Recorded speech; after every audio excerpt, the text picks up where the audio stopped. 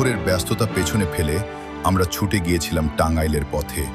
বাইকের চাকার ঘূর্ণনের সাথে বৃষ্টি ভেজা রাস্তা আর কাঁচা হাওয়ার স্পর্শ যাত্রাটাকেই করে তুলেছিল স্মরণীয়। সেই যাত্রার শেষ প্রান্তে আমাদের সামনে ধরা দেয় এক টুকরো ইতিহাস।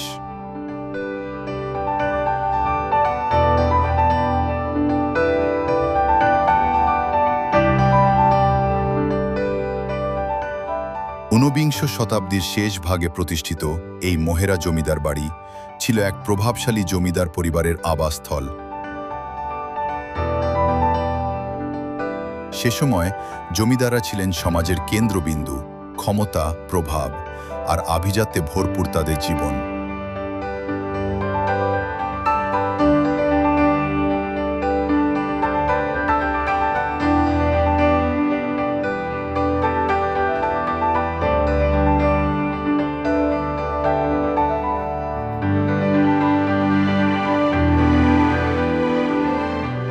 এই প্রাসাদের প্রতিটি দেয়াল, প্রতিটি করিডোর যেন বহন করে সেই সময়ের গল্প, উৎসব, সভা আর রাজকীয় জীবনযাপনের সাক্ষী হয়ে এই বাড়ি ছিল একসময় প্রাণবন্ত আর আলোকোজ্জ্বল।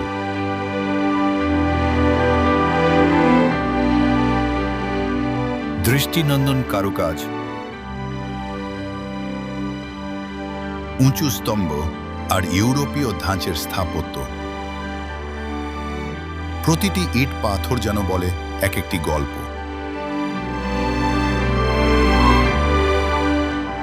এখানে মিশে আছে বাংলার ঐতিহ্য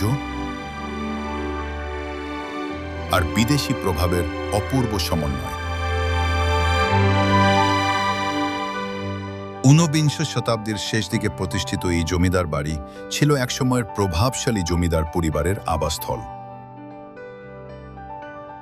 বিশাল প্রাসাদ, নান্দনিক নকশা আর বিস্তীর্ণ প্রাঙ্গণ সব মিলিয়ে এটি ছিল এক রাজকীয় জীবনধারার প্রতিচ্ছবি। শতবর্ষেরও বেশি সময় ধরে এই প্রাসাদ দেখেছে জমিদারি ঐতিহ্য,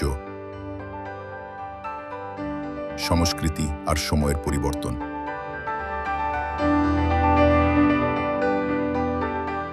এক সময় যেখানে ছিল ক্ষমতা আর আভিজাত্যের ছাপ, আজ তা হয়ে উঠেছে ইতিহাসের জীবন্ত নিদর্শন। মোহেরা জমিদার বাড়ির স্থাপত্য সত্যিই চোখে পড়ার মতো। উঁচু স্তম্ভ, সবুজ বাগান আর নীরব পরিবেশ সব মিলিয়ে এই স্থানটি এক অপূর্ব নান্দনিকতার প্রতীক। প্রশস্ত বারান্দা আর নিখুঁত কারুকাজ প্রতিটি অংশে মিশে আছে ইউরোপীয় নকশা আর বাংলার ঐতিহ্য। বিশাল প্রাঙ্গণ, ইতিহাস কখনো হারিয়ে যায় না, শুধু রয়ে যায় নিঃশব্দ সাক্ষী হয়ে। জমিদারদের জাদুঘরে এসে আমরা দেখতে পেলাম পুরনো আমলের ব্যবহার করা দোলনা,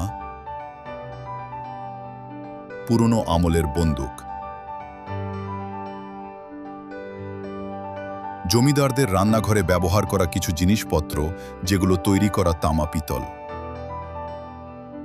এই যে হুক্কাটা দেখছেন, এই হুক্কাটা টোটালি তৈরি রূপো দিয়ে তৈরি। জমিদার আমলে গান শোনার ব্যবস্থা ছিল এই সে গ্রামাফোন। ব্যবহার করা কিছু প্লেট যেগুলো তৈরি করা হয়েছে পিতল দিয়ে।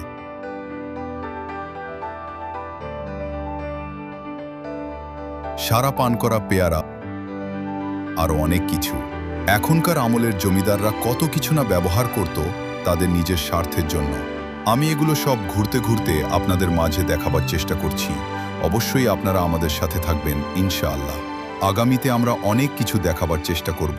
সময়ের পরিবর্তন হয়, মানুষ বদলে যায়, কিন্তু ইতিহাস কখনো হারিয়ে যায় না।